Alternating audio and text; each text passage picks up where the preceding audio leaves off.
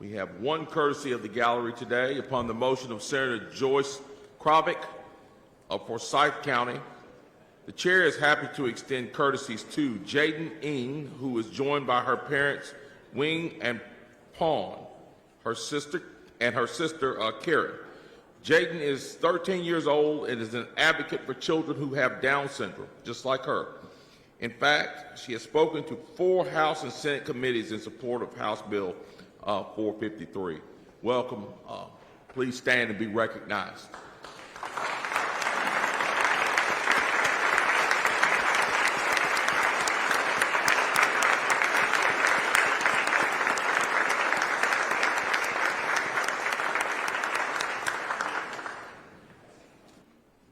Next on the calendar, we have House Bill 453. Clerk will read. House Bill 453, Human Life Non-Discrimination Act, no eugenics. Senator Krawiec is recognized to explain the bill. Thank you, Mr. President. Members, HB453 would prohibit abortions from being performed because of the race, sex, or the presumed presence of Down syndrome. It is estimated that 70% of all babies who have a diagnosis of Down syndrome are aborted, and those tests are not accurate. Statistics show that 50% of the time, those prenatal positive results are not accurate. According to the New England Journal of Medicine study, a mother's DNA can alter those tests, leading parents and doctors to believe that their babies will have major disorders if allowed to be born. Children should not have to pass a genetic test to earn the right to be born. Laws in this country prevent discrimination based on race, sex, or disability. We have our citizens are protected against discrimination from a number of laws. They're protected in the educational system, the judicial system, housing industry, the workforce industry. Yet babies with these same characteristics can be aborted simply because of their race or their disability. This is eugenics in its worst form. This bill will eliminate that atrocity.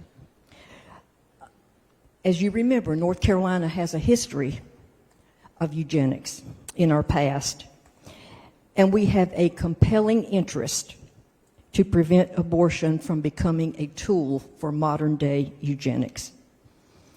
Merriam-Webster definition of eugenics says the practice or advocacy of controlled selective breeding of human populations to improve the population's genetic composition. Pure and simple, this bill is about eugenics. And it simply says that North Carolina will no longer engage in that practice. During committees, we heard some wonderful testimonies from children and their families. Jaden was present at every single committee and did a wonderful job speaking to us and telling us how wonderful her quality of life had been. Many of those other children and adults, some of those Down syndrome, they were people with, they were adults with Down syndrome. They were full of joy, and their family said it was the biggest blessing of their life. I have yet to meet a parent or a relative of a Down syndrome child who ever said, "I wish that child hadn't been born." They all consider that child a wonderful blessing in their life. We in North Carolina need to send a strong signal that North Carolina will no longer allow eugenics to be practiced here. I'd appreciate your vote, and I'll be glad to answer any questions. Senator Crawford, for what purpose do you rise? To speak on the bill. You have the floor. Thank you, Mr. President. Colleagues, there is no disagreement about the value that all individuals bring to this world. Having worked for many years with children and adults with disabilities, I share the sentiments from the parents who spoke in committee that their children have taught them more than they could have ever imagined. But what I do not see anywhere in this bill is how we can work towards reducing the fear and stigma, yes, stigma, that families feel when faced with a diagnosis of disabilities for their children. As CEO of an organization that serves children and adults with disabilities, I have one of the greatest privileges and responsibilities that a parent can ask of another human, and that is to care for their child with disabilities. We do that 24 hours a day, 365 days a year for more than 600 individuals and their combined 1,800 family members in the Triangle every year. But that barely scratches the surface of the number of families that need these supports in North Carolina. We have a person living at our facility right now whose mother told me that the diagnosis when her daughter was born was that she was incompatible with life. Incompatible with life. Can you imagine hearing that? Imagining that for your family, for your child? Today, that same child is in her 30s, and her mother and father are so grateful that there is a place where her child can get the medical care, therapeutic supports, and residential services that she needs, not just to survive in this world, but to thrive. But that's not the story for so many of our families living across the state. There are, as we all know, 15,000 people in North Carolina that qualify for services like these. But they sit waiting for years. Families need these services. They need respite from being doctor, nurse, personal caregiver, so they can get back to playing the most important role in their child's life, and that is of parent. But we as a state have not allocated funds for these services, and we must. So when we talk about why a prenatal diagnosis of Down syndrome can be so frightening for a family, I think it's important that we consider maybe it's because we haven't provided adequate supports for these families and for their children. We must work towards reducing stigma and providing supports, and we know how to do that. We know that early childhood intervention services can change the trajectory for a child with Down syndrome, yet these are woefully underfunded. And we know that as these children grow, some will need community living supports, and yet those services are not readily available to those who have the greatest need. Colleagues, if we want to get serious about walking with women through their journey of a prenatal diagnosis, the prescription is not to tell a woman what she can and cannot do with her body. The prescription is funding for services, information for families, and comfort for families in knowing that their child will have access to education, therapies, and the medical support that they need. There are no fewer than 29 bills that have been filed this session that provide supports for people with disabilities, and I look forward to working with colleagues on those bills. Yet, here we are today, distracted with a bill that does not provide care and support to so many families across our state. I urge you to vote no on House Bill 453. Thank you.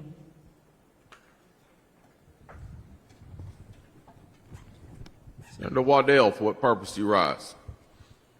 To speak on the bill. You have the floor. Thank you very much. As I look around in this room, and as I look at the members of this General Assembly, well, mostly, I see males here. But we're talking about basically a female issue. Yes, we are. Reproductive justice is often thought of as being the human right to maintain personal bodily autonomy, have children if some chooses not to have children, and parent the children that we have in safe and sustainable communities. reproductive justice is not only about families being able to have children and parent them safely. It is just as much about individuals, families, and communities having access to the knowledge and resources that is, necessary to prevent and end a pregnancy, if that is what they desire. And as we look around in this room, many of what we see is mostly males. And many of the decisions that we'll be making here concern females. House Bill 453 is conflicting in many ways because House Bill 453 does not just threaten reproductive justice, it directly opposes it. A bill that dictates the circumstances under which someone can access an abortion under the disguise of racial justice only exists to further restrict abortion access and to control the reproductive decision-making process of women and gender-oppressed people.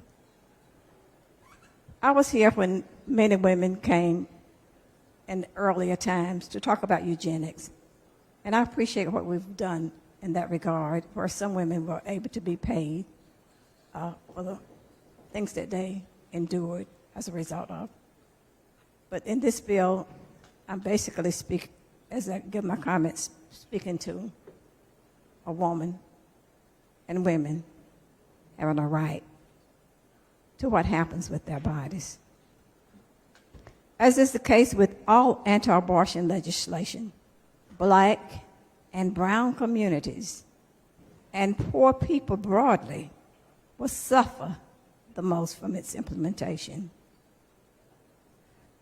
While HB 453 may appear to care about racial discrimination, from what we're seeing and from what experiences, and the many calls, many letters, emails that I've received, it does not support, does not promote racial equality.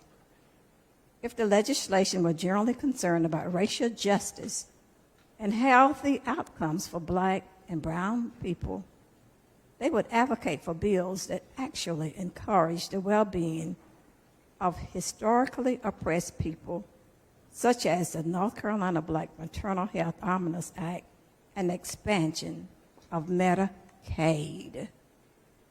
Instead, HB 453 will stigmatize abortion and restrict access in many ways. In order to achieve full productive freedom, families must have the ability to make their own reproductive decisions, whatever that may be.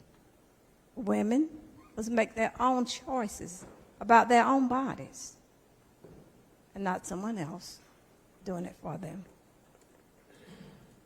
Politicians under no circumstances should ever force anyone to make a particular decision associated with their reproductive health. We cannot reach full productive freedom while anti-abortion legislation like this exists. Give women opportunity to make decisions about their own bodies. Vote no on this. Thank you. Senator Krawiec, for what purpose do you rise? Speak to the bill. You have the floor. Thank you, Mr. President.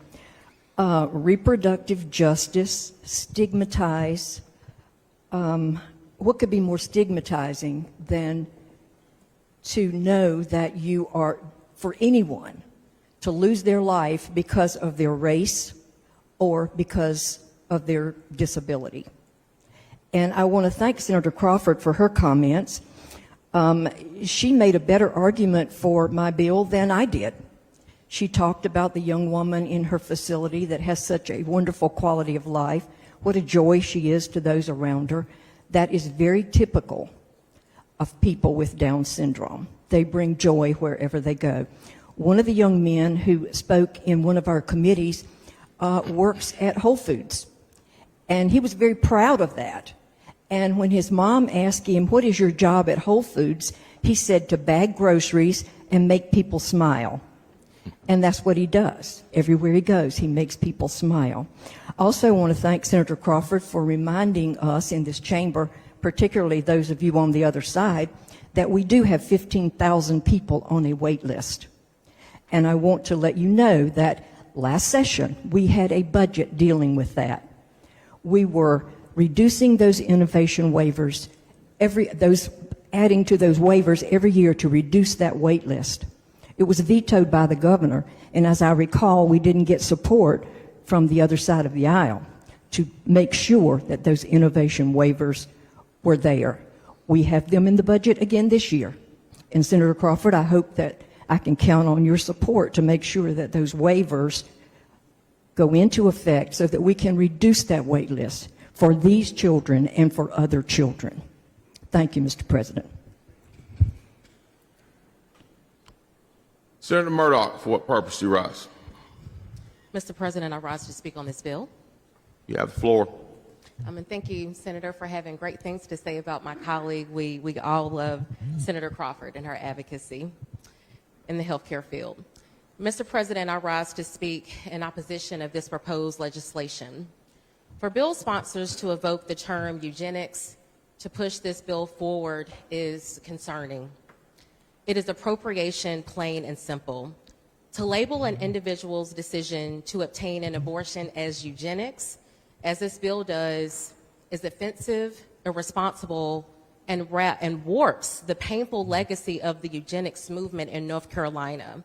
It disrespects the trauma endured by real victims of forced sterilization and also undermines the tireless work of advocates that worked for decades to bring justice for those victims and for their families in the state of North Carolina. The North Carolina Eugenics Board authorized the reproductive sterilizations of an estimated 7,600 people between 1929 and 1974. One of Senator Robertson's great friends who is no longer with us, Ms. Andrea Harris, I was unaware of that until she brought that to my attention, that she was aware of friends and family members that were sterilized against their will and without their consent. These were real people who were irreparably harmed by medical professionals and individuals in power at the local and state levels that made life-changing decisions for someone without that person's input or consent. Amongst the many things lost through this shameful practice is a person's bodily autonomy, the right to make a freely informed decision without force or coercion. Society often justifies systemic sterilization by claiming that it is for an individual's own good and that the people in power are in a better position to make that decision for them. The state's eugenics program reached all 100 counties, falling particularly on poor people and people of color, particularly Black people. All of these people had one thing in common. The state had taken away their power to make a freely informed, non-judgmental decision about whether and when or how to become a parent. North Carolina has an ugly history of sterilizing people without their truly informed knowledge and consent, allowing people to make life-changing medical decisions for others. We must acknowledge our past and ensure it never becomes our future again. But House Bill 453 is not a solution or even the next logical step. House Bill 453 does nothing to provide justice or restoration for the victims of this eugenics program. That is a dark spot on our state. It is a poorly worn disguise for a bill that puts politicians in control of private family and reproductive health care decisions. And if that wasn't enough, this law also would do nothing to address the very real structural racism that Black and brown parents and their children face every day, not to mention doing nothing to address the violence, harassment, and reproductive coercion that Black, Indigenous, and women of color face every single day. The bill sponsors are neither working to address the maternal health disparities that Black women face, nor are they working to improve the quality or life of Black children. The pregnancy outcome of an individual is nuanced and deeply personal, not something that can be arbitrarily legislated. This inflammatory bill would limit the ability for families to receive a full range of options, counseling to make an informed, empowered decision on what is best for their situation, and consultation with their family medical provider, and their faith. While we waste taxpayer resources in an attempt to control people's bodies and futures, bills like the Omnibus Act, the Healthy Pregnancy Act, that will provide reasonable accommodations for women in the workplace, Medicaid expansion, and more don't get the attention or votes that they deserve. If we truly value life, we would address the fact that nearly 9,000 babies were born in North Carolina last year to mothers that receive inadequate or no prenatal care. If we truly value life, we would address the fact that Black babies are born more than twice as likely to die before their first birthday. If we truly value life, then we would address the 132,000 North Carolina children that still don't have health insurance. If we truly value life, then we would address that 30% of North Carolina women said that they can't go back to work because of barriers to child care. We need to give women and babies the care and support they deserve. We need to give babies a chance once they are out of the womb.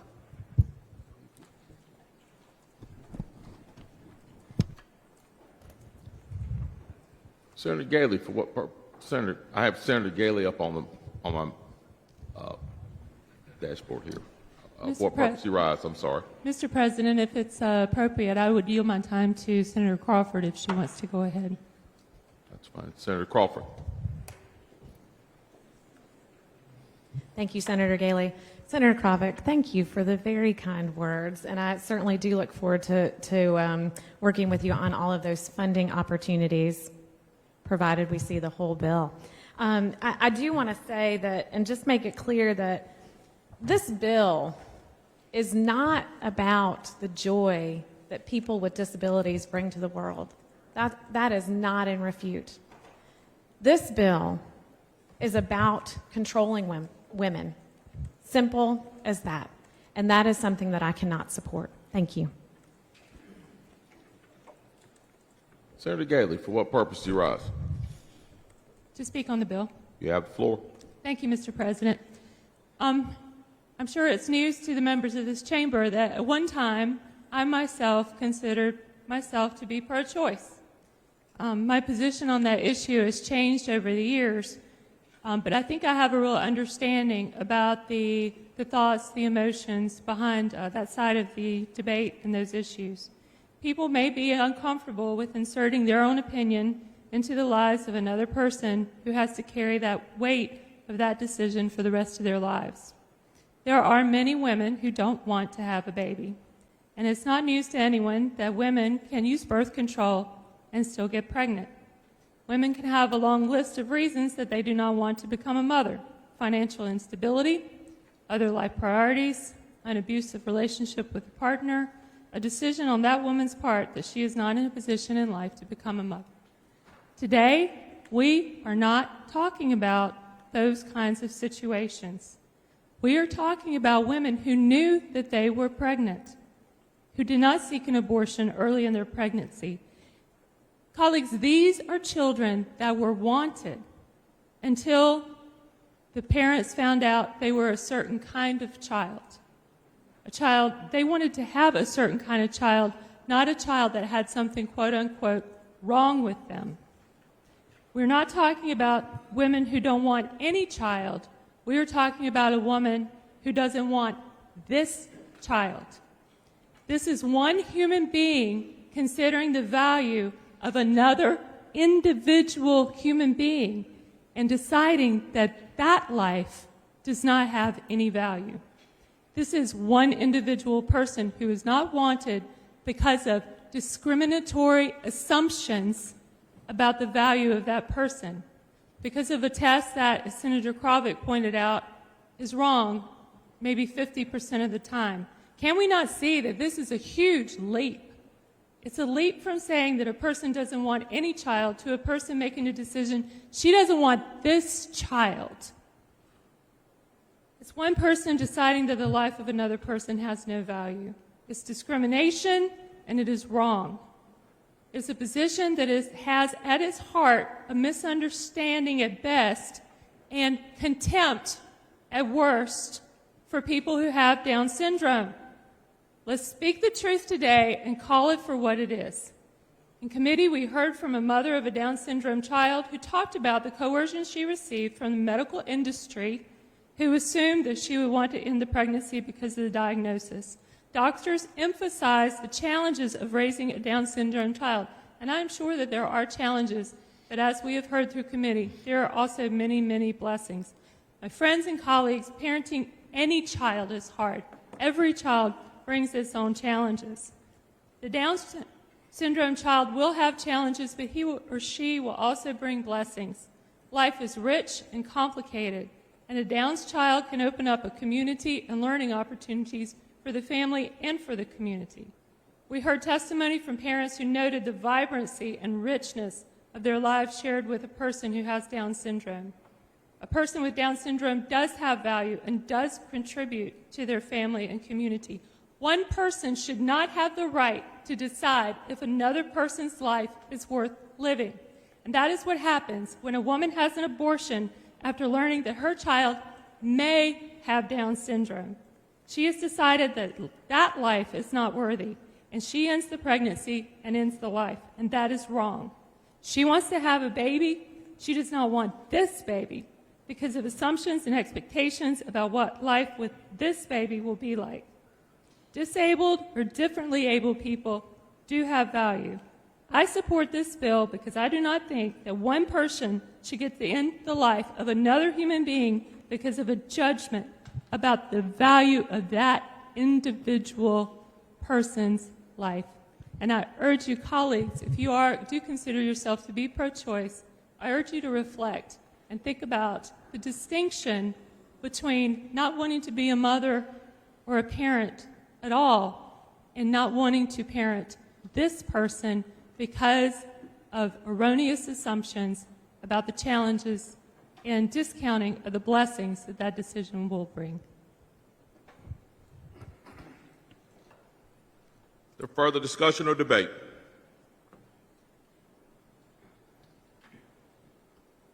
Hearing none, the question before the Senate is the passage of House Bill 453 on its second reading. All in favor will vote aye. All opposed will vote no. 5 seconds will be allowed for voting, and the clerk will record the vote. Senator Fitch is no.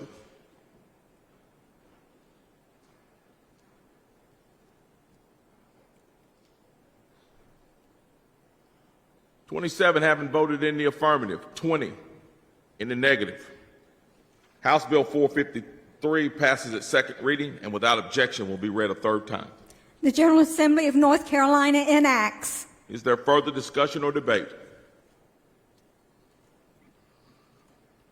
Hearing none, all in favor of the passage of House Bill 453 on its third reading will say aye.